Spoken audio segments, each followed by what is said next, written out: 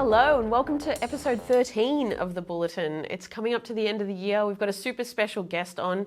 We've got Liam O'Brien, Assistant Secretary of the ACTU. Thank you for coming on. Thanks for having us. Very happy to have you. And over in Canberra again, we've got Francis. Hello. Hello, Liam. Hello, Claire. How are you both? Good. How's your internet today? A bit better than last week, though. Last week was a sort of like a retro throwback experience. I think everyone was craving that dial-up experience. You know, then I was like a MySpace version of the Bulletin, which is kind of nice. It's like sort of nostalgia. Yeah, rustic. Well, we've got Liam on to talk about a super important subject, silicosis. Do you want to introduce to our audience a little bit about what we're talking about when we talk about silica and silicosis? Thanks, Cleo, and thanks, Francis. Look, this is a really important issue. People are probably aware that every year about 200 workers die in workplaces. What they're less aware of is that every year about 5,000 workers die from diseases that are caused by their work. And Australia, with its legacy with asbestos, means that about 4/5 of those, 4,000 people, die from asbestos-related disease. But increasingly, we are seeing the return of many other occupational diseases, including silicosis. And silicosis is an occupational lung disease. It's caused by exposure to crystalline silica, so really small particles of quartz silica dust, which we find in natural stone, but we also find it in cement and engineered stone products. So, people are probably aware of it in the context of those, super fancy stone bench tops that people get installed in their homes. Been a lot of exposure about that.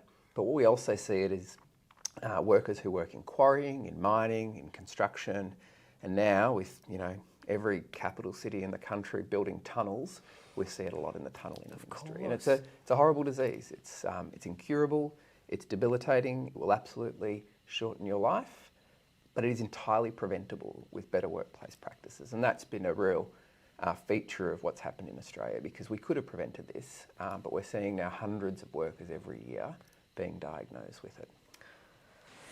Liam, I thought we were at a point after the experience with asbestos in particular where we'd be right on top of the dangers that are posed by different substances in the workplace. How did it get to a point where the use of the Caesar stone and other stones became so dangerous to people, not only working on the stones, but I've interviewed people in businesses where they've been approximate to where that's going on. And they've also, in offices, for instance, they've also contracted silicosis as a consequence of being around it. But you're absolutely right. A country like Australia, which has this horrible history with regards to asbestos, we had some of the highest per capita uses of asbestos anywhere in the world. It took us a long time, to ban it. Unions fought for decades to get this banned, and it's been banned in Australia for now nearly 20 years. In fact, next year is the 20-year anniversary. Despite banning it 20 years ago, we still see increasing numbers of people diagnosed. So the mesothelioma register, one of the cancers that are caused by asbestos, continues to grow year on year despite it being banned. So we're nowhere near out of the woods on asbestos. But you're right, Francis, how did we not pick this up? Well, I think there's two things that's happened really in Australia in regards to silicosis. The first is that there are these new products which we should have known were hazardous, and those are engineered stone. They have really high levels of silica content in them. They literally, you cut through and it's this dust that just looks like talcum powder. In fact, it's smaller that you can't even see. These are really hazardous products. 1 in 4 stonemasons in this sector have been diagnosed with silicosis. Whoa. These products shouldn't exist. They are completely a fashion item. We don't need them. They're not essential to building materials. But what we're also seeing happen in mining, in quarrying, in construction, tunnelling. And what I think this is partly to do with is that, improvements in technology, changes in work practices means that you work in a quarry today, you're cutting through stone a lot faster than you might have 20 years ago. And so we're displacing a lot more dust. Equally, you work in a tunnelling job in Melbourne, Sydney, Brisbane at the moment, compared to what it was when they built CityLink in Melbourne, 20, nearly 30 years ago, the machines that are boring through the Earth's crust are just, doing it so much faster, displacing so much more dust. So a lot of it's attributable to just changes in work practices. We've also been really slow in this country to update our standards, and Now, we did a bit of this work a couple of years ago to really lower what's called an exposure standard. So if you're exposed to hazardous materials in the workplace, there's a standard that not many people are aware of in our work health and safety laws. It says you cannot be exposed to anything more than a certain amount. And what we know when it comes to silica is that there are about 600,000 workers across the country from all of those different industries that are exposed to some form of silica dust. And it's just not being controlled in workplaces nearly as well as it should be. Wow. You recently went up to Canberra with a delegation of workers who have silicosis, is that right? Yeah. To speak to relevant ministers. How did that go? What was... Oh, look, I think, one of the things that, again, is a bit different to asbestos. Asbestos is a long latency disease. In other words, as I said before, we've banned it for 20 years. That doesn't mean that people aren't being exposed in 2022, but by and large, a lot of the people that are being diagnosed with asbestos-related disease today were exposed 20 or 30 years ago. The people that are going to Canberra, indeed, are being diagnosed with silicosis at the moment, were exposed in the last 5 years. In the case of stonemasons, some of them really exposed in the last couple of years. So there's a lot of young workers that we had up there, including, a young mum who wasn't really working in a quarry. She was working, as Francis said before, adjacent to a quarry in an office, and was exposed to, high levels of dust. So we're seeing young workers exposed, which means we've got young families that are missing fathers, mothers, brothers, sisters. So it's, the one thing that really struck me from that delegation and those workers is just how young they are and the impact that has on not just their workmates and their families, but the whole community. But the other thing is just how preventable it is. Another distinction between asbestos and silicosis is that in the case of asbestos, and we talk about one fibre kills, it doesn't take much, which means you've got to be really, careful about how you manage it. In the case of silica, it's not necessarily dangerous to the individual who might be exposed to a little bit of dust because they walk past a workplace. It requires pretty repeated and decent exposure. Employers should have known. Everybody should have known that what these workers were being subjected to was not safe. And it just strikes me just how much more we could be doing to keep people safe.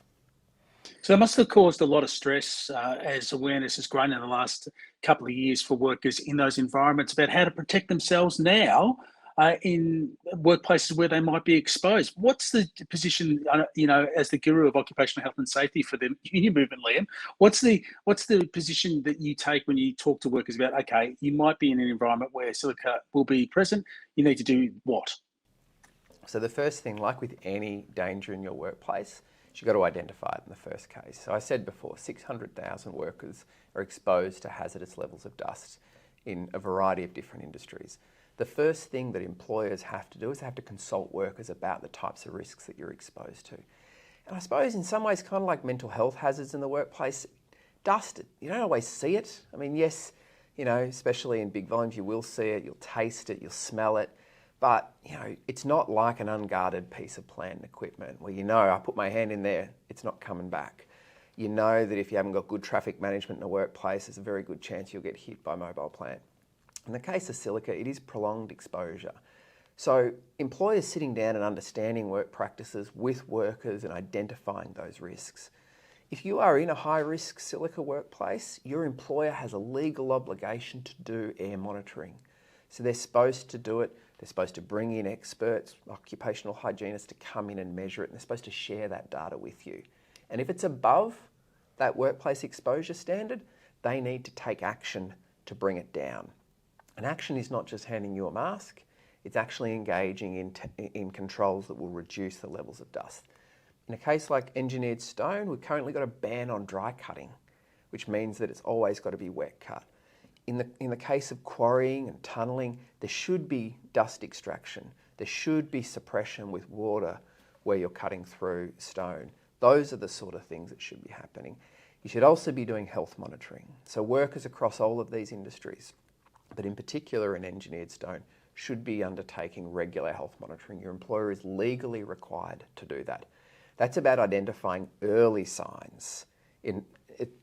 That's important because it gets you treatment, but it's also important because it means that the controls that are being put in place are not working and they need to take better actions to prevent.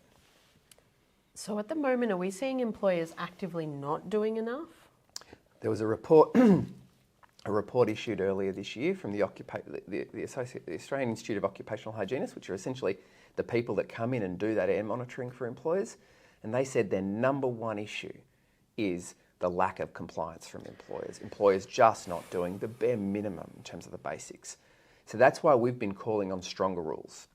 Yes, we've got these sort of weird, what's called workplace exposure standards that employers are supposed to know about, but we want tougher rules that put penalties on employers for not identifying risks, for not controlling them as well. So we think we need to take stronger action there. And we also need to ban the things that we can. So we should be banning engineered stone. It is a fashion product.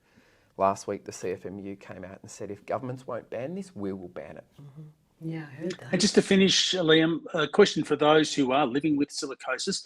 What's the medical science saying about a treatment for it or any progress towards living with it? Yeah, look, as I said before, this is an incurable and debilitating disease. There is some work being done around lung transplants, and that will give, in particular, some young workers some prospects of prolonging their lives. But this is the sort of disease that you want to do everything you can to avoid. We want to take stronger action in terms of prevention. I mean, the one thing to also call out when it comes to silicosis is that our workers' compensation system is not built for these sorts of diseases. If you break your arm, leg, suffer a sort of acute trauma, then our workers' compensation system may provide you with some pathway back to rehabilitating. But where you have a chronic, progressive, debilitating disease, the fact that you lose payments at between 100 and 130 weeks, the fact that the common law system in some states really restricts your ability to sue, makes it much more difficult to support workers with silicosis. And that's another big area of law reform that we need to see. We need to see those that are causing this harm pay for it. Those workers deserve to be compensated. Liam O'Brien, it's been great having you on the Bulletin. You can go to australianunions.org.au to read more about it. And Liam is the Assistant Secretary of the ACTU and also the main person out on point when it comes to occupational health and safety, Cleo. Yes, absolutely. The ACTU OH&S guru. I'll add that to the card. Yeah, please. Thank you so much for coming on. It's the pointy end of the year. I know it can't be a quiet time right now. As we always say, like, share, subscribe, join your union, get involved in your union. That's right. Do it now. Do it immediately.